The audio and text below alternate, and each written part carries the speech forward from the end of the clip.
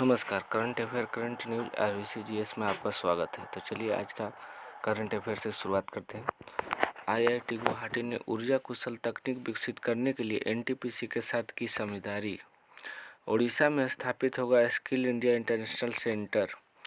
तमिलनाडु ने जीती राष्ट्रीय बास्केटबॉल चैंपियनशिप। जय शाह को ICC क्रिकेट कॉम के सदस्य बोर्ड प्रतिनिधित्व के रूप में किया गया नियुक्त।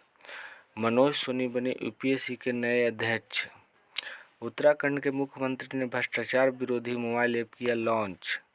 बंगाली लेखक अमर मित्र को 45 साल पुरानी कहानी के लिए ओ हेनरी पुरस्कार से किया गया सम्मानित। तमिलनाडु के मुख्यमंत्री ने पेरियार मेमोरियल समथुपुरम का किया उद्घाटन। वेदांत माधवन ने डेनिस ओपन स्विमिंग मीट में जीता रजत पदक। भारत के दूसरे सबसे बड़े बैंक पंजाब नेशनल बैंक ने 12 अप्रैल 2022 को अपना 128वां दिवस मनाया। पुदुचेरी उपराज्यपाल ने समुद्र तट महोत्सव सी पौंडी 2022 का किया उद्घाटन। चलिए अब न्यूज को विस्तार से समझते हैं। IIT गुवाहाटी ने बिजली संयंत्र से CO2 कैप्चर के लिए अत्यधिक ऊर्जा कुशल संयंत्र के डिजाइन और विकास के लिए NTPC के साथ भागीदारी की है। बता दें कि इसे स्वदेशी तकनीक का प्रोफेसर विष्णुपाद मंडल द्वारा विकसित किया गया था। यह परियोजना अपने अनुसंधान और शिक्षा के माध्यम से संयुक्त राष्ट्र के 17 सतत विकास लक्ष्यों को समर्थन का पूरा करेंगे।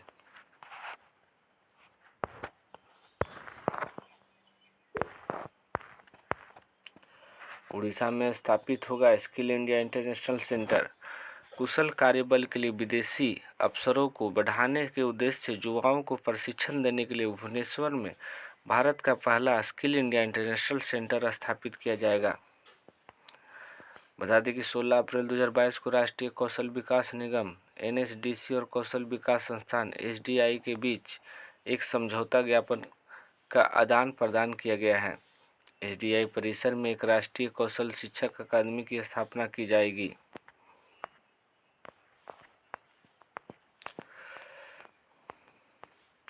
तमिलनाडु ने जीती राष्ट्रीय बास्केटबॉल चैंपियनशिप।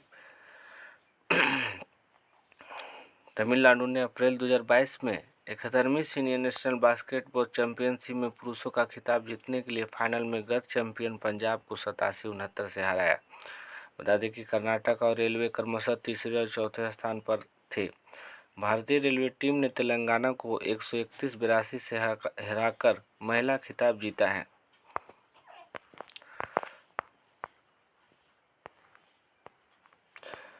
BCCI सचिव जय शाह को ICC क्रिकेट समिति में सदस्य बोर्ड प्रतिनिधित्व के रूप में नियुक्त किया है। बता दें कि महिला जयवर्धने के पूर्व खिलाड़ी प्रतिनिधित्व के रूप में फिर से नियुक्त किया गया है।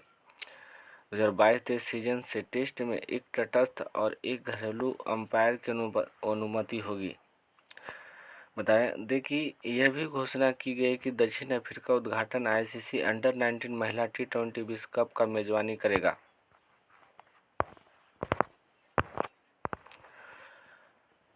संघ लोक सेवा आयोग UPSC के अध्यक्ष के रूप में डॉक्टर मनोज सोनी को नियुक्त किया गया है।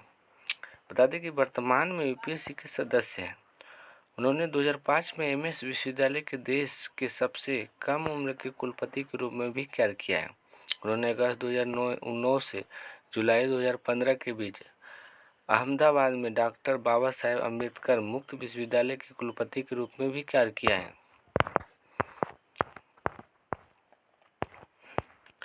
उत्तराखंड के मुख्यमंत्री CM पुष्कर सिंह धामी ने अप्रैल 2022 में एक भ्रष्टाचार विरोधी मोबाइल ऐप लॉन्च किया है। सतर्कता विभाग द्वारा विकसित 1064 भ्रष्टाचार विरोधी मोबाइल ऐप लोगों के लिए भ्रष्टाचार से संबंधित शिकायतों को सीधे अधिकारियों के पास दर्ज करना आसान होता है। बता दें कि सभी शिकायतों को ऐप के माध्यम से दर्ज किया जाएगा और डेटा के साथ साथ शिकायतकर्ता की पहचान को भी सुरक्षित रखा जाएगा।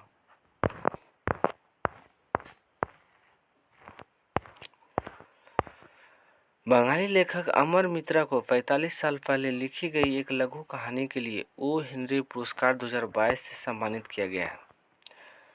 गांव बरो नामक लघु कहानी 1977 में लिखी गई एक बंगाली लघु कथा है।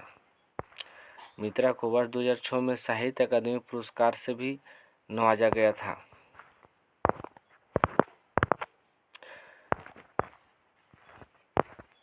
तमिलनाडु के सीएम एम.के. स्टालिन ने अप्रैल 2022 में तमिलनाडु के विलुपुरम जिले के वनूर तालुक में पेरियाकोझुवारी पंचायत में पेरियार मेमोरियल समथुपुरम का उद्घाटन किया गया। बता दें कि 2 करोड़ 88 लाख रुपये की लागत से सभी मूलभूत सुविधाओं से युक्त 100 आवासीय इकाइयों का निर्माण किया गया।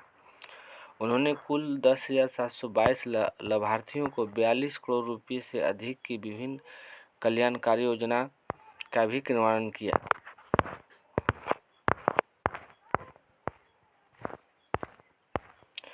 वेदांत माधवन ने डेनिश ओपन स्विमिंग मीट में रजत पदक जीता है। बता दें कि वेदांत माधवन ने अप्रैल 2022 में डेनमार्क के कोपेनहेगन में डेनमार्क ओपन स्विमिंग मीट पुरुषों की 1500 मीटर फ्री स्टाइल स्पर्धा में रजत पदक जीता है। भारतीय अभिनेता आर माधवन के बेटे वेदांत ने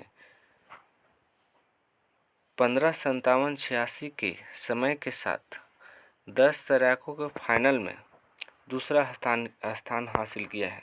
उन्होंने इससे पहले मार्च 2021 में लातविया ओपन के कांस्य पदक और जूनियर नेशनल एक्वाटिक चैंपियनशिप में 7 पदक जीते थे।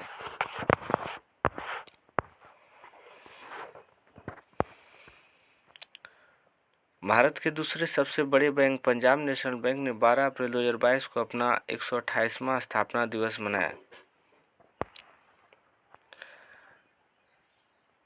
बता दें कि पंजाब नेशनल बैंक के एमडी और सीईओ अतुल कुमार गोयल ने ग्राहकों के लिए कार्डलेस नकद निकासी सेवा और वर्चुअल डेबिट कार्ड लॉन्च किया है। बैंक ने सुरक्षित बैंकिंग लेन देन के लिए पीएनबी वन नाम से अपने मोबाइल ऐप और विभिन्न सेवाएं भी शुरू की है। पंजाब नेशनल बैंक की स्थापना 1894 में हुई थी। पंजाब नेशनल बैंक का मुख्यालय नई दिल्ली में है। पंजाब नेशनल बैंक के एमडी और सीईओ वर्तमान में अतुल कुमार गोयल हैं और पंजाब नेशनल बैंक की टैग लाइन है the name you can back up often.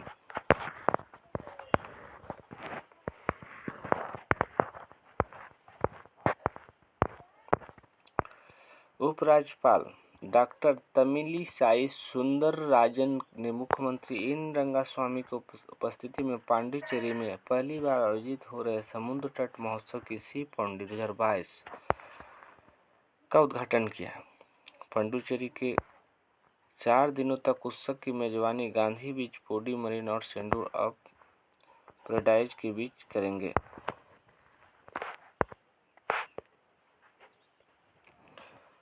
इसी के साथ आज का मेरा करंट अफेयर समाप्त होता है। आपको यह वीडियो कैसा लगा? आप लाइक और सब्सक्राइब जरूर कीजिएगा। धन्यवाद। Thank you. फिर मिलेंगे अगले वीडियो में हम अगले करंट अफेयर करंट न्यूज के साथ।